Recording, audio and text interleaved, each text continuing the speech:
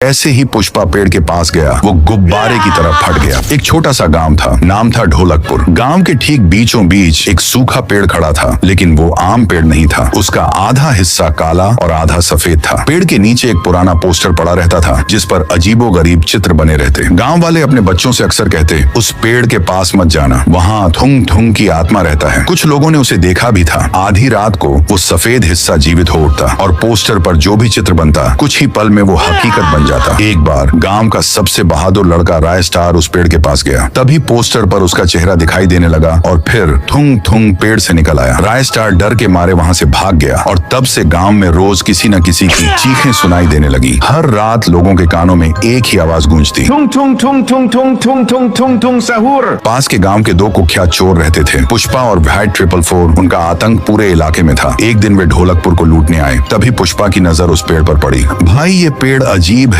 आधा सफेद आधा काला। जरूर यह कोई कीमती पेड़ होगा। जैसे ही पुष्पा पेड़ के पास गया, वो गुब्बारे की तरह फट गया। व्हाइट 444 डर के मारे जान बचाकर भाग गया। एक रात जब पेड़ से थुंग थुंग बाहर निकला, उसी वक्त ज्ञान ऑफिस से लौट रहा था। अचानक थुंग थुंग ज्ञान के सामने आ गया और एक झटके में उसका सर धड़ से अलग कर दिया। सुबह लोगों को ज्ञान का लाश मिला और सामने वही पोस्टर पड़ा था। अचानक पोस्टर पर सरपंच की तस्वीर बनने लगी। रात होते ही वही हुआ। सरपंच की चीख से गांव दहल उठा। अगली सुबह लोगों को सरपंच का लाश मिला और सामने वही पोस्टर। अब तो पोस्टर पर खुद ब खुद चित्र बनने लगे। जो भी चित्र बनता, कुछ ही देर में वो इंसान मारा जाता। गांव में मातम साया था। लोगों ने घर से निकलना छोड़ दिया। राय स्टार ने अब ठान लिया, अब थुंग थुंग का रहस्य जानकर रहूंगा। उसी रात जब थुंग थुंग तांडव मचा रहा था, राय स्टार उसके सामने खड़ा हुआ। तू कौन है और ये सब क्यों कर रहा है? थुंग थुंग रोने लगा और बोला, सालों पहले मैं इस गांव का एक बच्चा था। एक दिन स्कूल से लौटते वक्त मुझे ये पोस्टर रास्ते में पड़ा मिला। मैंने मजे से एक हीरे की तस्वीर बनाई और वो हकीकत मेरे सामने प्रकट हो गया। मैंने पोस्टर घर लाया और ढेर सारा सोना, खाना और कुछ पैसे का चित्र बनाया। कुछ ही पलों में मेरे घर के चारों ओर पैसे और सोना फैल गया। सब कुछ अच्छा चल रहा था, लेकिन एक दिन गांव में भयानक सूखा पड़ा। लोग मरने लगे। गांव वाले मेरे घर आए और बोले, इस पोस्टर से बारिश मंगा। मैंने मना किया, ये प्रकृति के खिलाफ है, लेकिन उन्होंने मुझे गांव से निकालने की धमकी दी। डर के मारे मैंने पोस्टर पर बारिश का चित्र बना दिया। बारिश तो हुई, पर मेरे पिता की सर धड़ से अलग हो गया। मैंने चीखा चिल्लाया और मदद मांगी, लेकिन गांव वाले मुंह फेर कर चले गए। मैं सोचने लगा, जिस गांव वालों के लिए मैंने अपना पिता खो दिया, वही लोग अब मेरे काम नहीं आ रहे हैं। गुस्से में मैंने पोस्टर पर एक पेड़ और अपना कटा हुआ शरीर बना दिया और उसी वक्त मेरी मौत हो गई। अब मेरी आत्मा इस पेड़ और पोस्टर में कैद है और मैं गांव वालों को जिंदा नहीं छोड़ूंगा। अचानक पोस्टर पर राय स्टार की तस्वीर दिखाई देने लगा।